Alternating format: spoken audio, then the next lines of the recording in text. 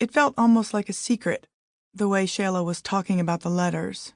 She wanted me to know how important they were, and she seemed frustrated, or perhaps just exhausted, like a soldier in some final act of surrender, tossing off the keys to the kingdom right before the village blows up. This was October 2016. Hurricane Matthew had just rolled out to sea, Samsung phones were abruptly catching fire, and Republican presidential candidate Donald Trump was tweeting. Nothing ever happened with any of these women. Totally made up nonsense to steal the election.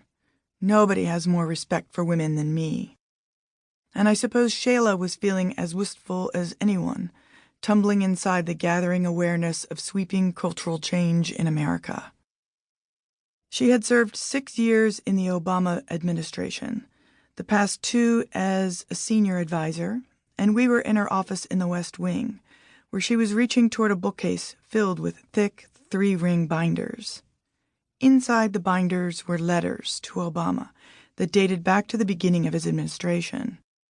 They were from constituents, ordinary Americans writing to their president. They became a kind of life force in this place, Shayla said. She had her shoes off and a woolly sweater wrapped around her. She had a raspy voice and an unfussy Irish look, a person you might sooner find wiping the counter at a pub in Dublin than sitting comfortably across the hall from the Oval Office. At that point, Hillary Clinton was still up by double digits in the national polls, and the unthinkable was still unthinkable. Clinton campaign staffers were jockeying for position in what everyone believed would be the new administration, and Shayla had no designs on being part of it. 2 terms in the White House were enough. Her job, helping to lead the administration's communications strategy, was to act as the gatekeeper between Obama and the people who wrote about him, and appeared to have taken its toll. "I will not miss the bros," she said. With Obama just a few months away from leaving office, journalists were reaching peak bravado, she said. They wanted exit interviews. They wanted them now. They wanted to be first, biggest, loudest.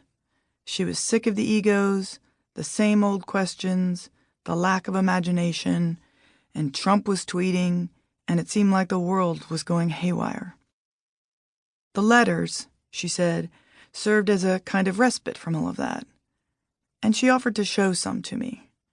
She chose a navy blue binder, pulled it off the shelf, and opened it, fanning through page after page of letters. Some handwritten in cursive on personal letterhead, others block printed on notebook paper and decorated with stickers. There were business letters, emails, faxes, and random photographs of families, soldiers, and pets. "You know, it's this dialogue he's been having with the country that people aren't even aware of," she said, referring to Obama's 8-year habit of corresponding with the American public. Collectively, you get this kind of American tableau. Obama had committed to reading 10 letters a day when he first took office, becoming the first president to put such a deliberate focus on constituent correspondence. Late each afternoon, around 5 o'clock, a selection would be sent up from the mailroom to the Oval Office. The 10 lads, as they came to be known, for 10 letters a day, would circulate among senior staff, and the stack would be added to the back of the briefing book the president took with him to the residence each night. He answered some by hand and wrote notes on others for the writing team to answer, and on some he scribbled, "Save." Everyone on the senior staff knew the importance of the letters, but Shayla had taken an interest in the story they told in the aggregate, what they said about the country and her boss. She told me she would sometimes put her feet up and devour the material, as if it were a history project and she were a scholar intent on mastery. So this is January 23rd, 2009, right after the inauguration, she said, choosing a letter at random from the binder. "I'm a 73-year-old owner of a manufacturing company. My husband and I started from nothing, put every dime back into the business. We've had no orders or inquiries for over 3 months now. Still recovering from open-heart surgery. We've got this house. Our mortgage is $979.71. We still owe $120,000. What are we going to do?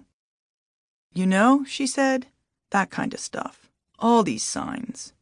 Because at that point it wasn't clear. The job losses hadn't really started yet. There's page after page after page of people venting about the big banks. I mean, that's the other thing. You see the rage. You see the terror. Just the vulnerabilities that people are feeling